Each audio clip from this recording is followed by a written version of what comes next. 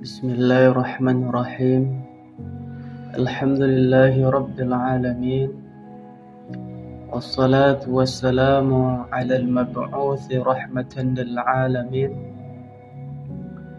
Nabiyyuna Muhammad sallallahu alaihi wasallam wa ala alihi wa sahbihi ajma'in, amma ba'du. Hayakumullah wa bayyakum ayuhat talabah, para siswa yang dirahmati oleh Allah Subhanahu wa taala. Pada pertemuan kita yang pertama ini, insyaallah kita akan membahas materi kita, yaitu materi pertama di dalam kitab Mudah Belajar Imla dengan kaidah-kaidah penulisan bahasa Arab.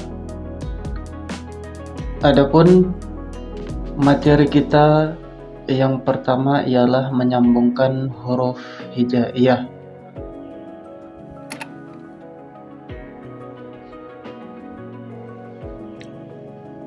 Baik, sekarang kita mencoba untuk mengetahui apa sih huruf hijaiyah itu. Baik, di depan kita sekarang ada pengertian huruf hijaiyah, ya. Jadi huruf hijaiyah adalah huruf-huruf Arab atau sistem aksara dalam bahasa Arab, ya. Huruf-huruf ini berjumlah 30 apabila ditambah dengan hamzah dan lam alif. Nah, jadi ada khilaf soal jumlah huruf hijaiyah ini. Jadi ada yang mengatakan 30 dengan syarat ditambahkan hamzah dan lam alif. Ada juga yang mengatakan 28 berarti hamzah dan lam alifnya tidak dimasukkan. Atau ada juga yang mengatakan 29 berarti antara hamzah dan lam alif salah satunya tidak dimasukkan, seperti itu. Kemudian huruf ini digunakan untuk mengeja dan membentuk kata. Jadi kata dalam bahasa Indonesia, kalau dalam bahasa Arab disebut kalimat. Sedangkan kalimat dalam bahasa Indonesia disebut jumlatun dalam bahasa Arab, seperti itu. Jadi biar tidak bingung seperti itu, ya. Baik. Huruf ini juga digunakan dalam penulisan Al-Qur'an, ya. Jadi Al-Qur'an yang kita baca selama ini adalah kumpulan dari huruf-huruf hijaiyah. Dari huruf-huruf hijaiyah tersebut tersusunlah sebuah kalimat, ya. Kemudian dari kalimat-kalimat tersebut tersusunlah jumlah. Jadi mengetahui dan menghafal huruf hijaiyah ini adalah sesuatu yang penting, terutama bagi kita yang seorang muslim, seperti itu. Baik, kita lanjutkan.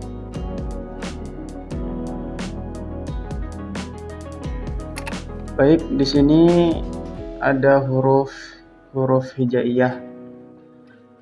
Ada alif, ba, ta, tha, jim ila akhirih al-ya. Kalau kita lihat di sini huruf hijaiyahnya berjumlah 29. Karena lam alif di sini tidak dimasukkan. Sebagaimana sebelumnya sudah kita jelaskan bahwasannya ada khilaf, ya, bahwasannya jumlah huruf hijaiyah itu ada yang mengatakan 28, 29 atau 30. Baik, kita lanjutkan. Sekarang kita akan melihat bagaimana cara penulisan huruf hijaiyah itu sendiri. Jadi salah satu perbedaan yang paling mencolok dalam penulisan huruf hijaiyah dan Latin adalah arah penulisan, ya. Jadi arah penulisannya berbeda dengan penulisan huruf Latin, di mana penulisan huruf hijaiyah ditulis dari kanan ke kiri, bukan dari kiri ke kanan seperti penulisan huruf Latin, seperti itu. Karena sebagian siswa ada yang salah dalam arah penulisan, tidak menulis dari kanan ke kiri, melainkan dari kiri ke kanan. Maka dari sekarang kita harus membiasakan menulis huruf hijaiyah dari kanan ke kiri, seperti itu. Baik, selanjutnya di sini ada contoh penulisan huruf hijaiyah.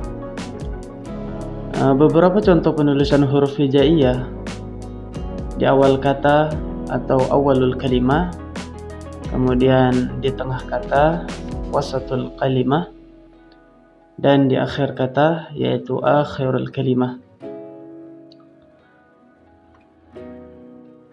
Mari kita perhatikan tabel di depan kita ini. Perhatikan contoh di bawah ini. Pertama, di sini ada raqam, itu nomor, kemudian di sini ada al-harfu, huruf, kemudian di sini ada al-amthilah, yaitu contoh-contohnya, baik itu fi awalil kalimah, di awal kata, ataupun fi wasatil kalimah, yaitu di tengah kata, atau fi akhiril kalimah, di akhir kata. Nomor 1 di sini ada huruf alif. Salah satu contohnya yaitu ini dia kalimatnya ana, yaitu alif di awal kalimah atau di awal kata. Kemudian ada fiil di sini, yaitu fiil madhi sa'alah.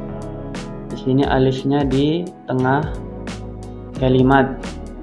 Kemudian di sini ada juga fiil madhi, yaitu tawaddu'ah, yang alifnya berada di akhir kalimah, di akhir kata.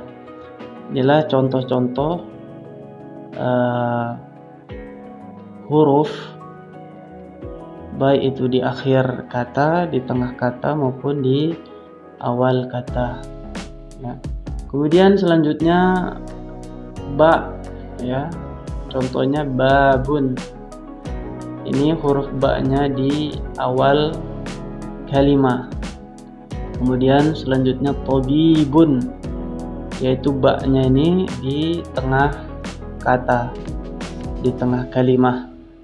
Kemudian selanjutnya ada talibun. Ini ba-nya ini di akhir kalimah, seperti itu. Inilah contoh-contohnya. Kemudian selanjutnya ada huruf ta, ya. Di sini ada fiil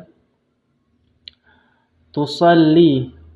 Ta-nya ini berada di awal kalimah, di awal kata. Kemudian yatakallamu. Ta-nya ini berada di tengah kalimah, seperti itu. Kemudian ada juga anta. Ta-nya ini berada di akhir kalimah, seperti itu. Jadi ini di awal kalimah semua, ini di tengah kalimah, dan ini di akhir kalimah. Kemudian yang terakhir ada sa, dengan contoh saubun. Ini sa-nya ini di awal kalimah. Kemudian Utsmanu, ini sa-nya di tengah kalimah, dan ini bahasa, yaitu sa-nya di akhir kalimah. Dan begitulah seterusnya contoh-contohnya, polanya seperti ini semua. Nanti ada huruf-huruf hijaiyah di awal kalimat, atau di tengah kalimat, atau di akhir kalimat. Lebih lanjutnya bisa dicek langsung ke bukunya, karena kalau kita jelaskan di sini terlalu panjang, jadi bisa langsung dilihat di buku contoh-contoh selanjutnya. Baik, kita lanjut.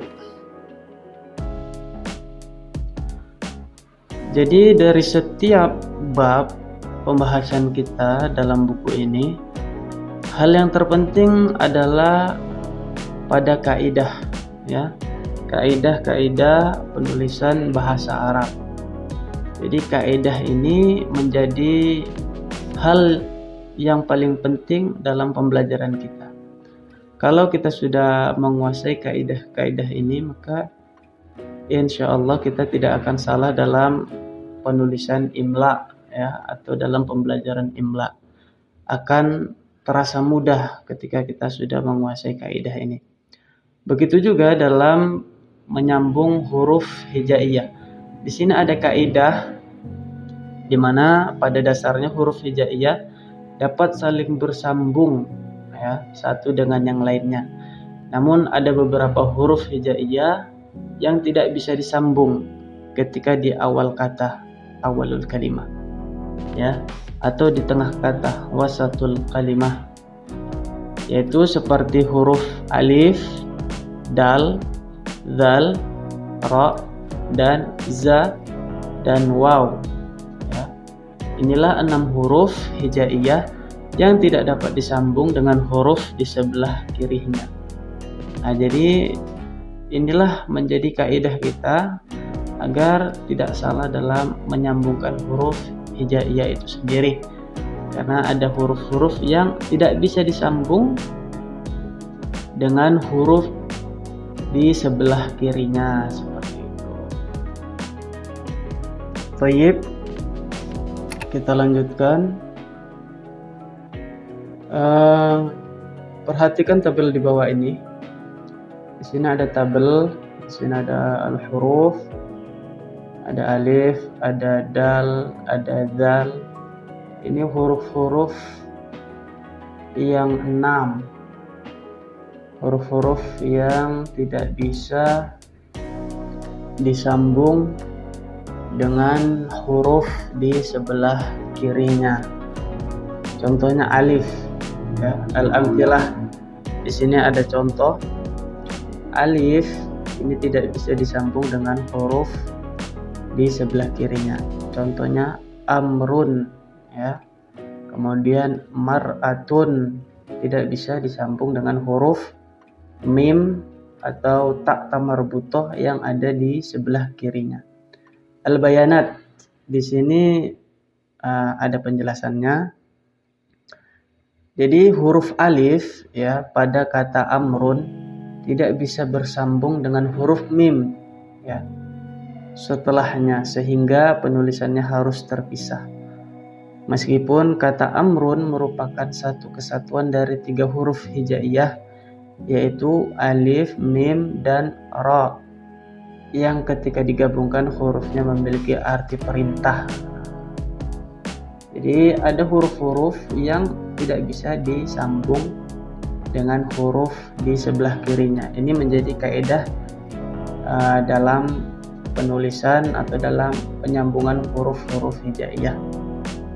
Kemudian huruf kedua ada dal. Nah, dal juga tidak bisa disambung. Sebagaimana dalam contoh di sini, darajatun. Nah, dal tidak bisa disambung dengan huruf ra di sebelah kirinya. Mudarrisun, dalnya tidak bisa disambung. Ini huruf dal pada kata mudarrisun tidak dapat bersambung dengan huruf ra setelahnya. Kemudian selanjutnya juga ada dal, zahaba. Nah, za-nya ini tidak bisa disambung dengan ha, huruf di sebelah kirinya. Mudzakkarun, nah, za-nya ini tidak bisa disambung dengan huruf kaf di sebelahnya. Huruf zal pada kata zahaba tidak dapat bersambung dengan huruf ha setelahnya, seperti itu. Kemudian selanjutnya di sini ada huruf ra, ya. Contohnya raibun. Ini juga tidak bisa disambung dengan huruf ya di sebelahnya. Mirwahatun, ini ra-nya tidak bisa disambung dengan huruf waw di sebelahnya. Huruf ra pada kata mirwahatun tidak dapat bersambung dengan huruf waw setelahnya. Seperti itu. Kemudian ada huruf za. Contohnya Zainabu. Za di sini tidak bisa bersambung dengan huruf ya di sebelah kirinya. Kemudian ada di sini mazra'atun. Za-nya tidak bisa bersambung dengan huruf ra di sebelahnya. Huruf za pada kata Zainabu tidak dapat disambung dengan huruf ya setelahnya. Kemudian terakhir ada huruf waw. Contohnya ialah wardatun. Waw di sini tidak bisa bersambung dengan huruf ra di sebelah kirinya. Kemudian mauzun. Wawnya tidak bisa bersambung dengan huruf za di sebelah kirinya, seperti itu. Huruf waw pada kata wardatun tidak dapat bersambung dengan huruf ra setelahnya. Jadi inilah huruf-huruf yang 6 yang tidak bisa disambung dengan huruf di sebelah kirinya. Mau huruf apapun itu tidak bisa disambung. Jadi dia penulisannya harus terpisah seperti itu. Baik, kita lanjut. Mungkin untuk pembahasan kita pada bab pertama ini tentang menyambungkan huruf hijaiyah kita cukupkan sampai di sini. Ma'assalama ila liqa fi darsin jadid. Sampai jumpa kembali di pelajaran selanjutnya. Barakallahu fikum wa jazakumullahu khairal jazaa.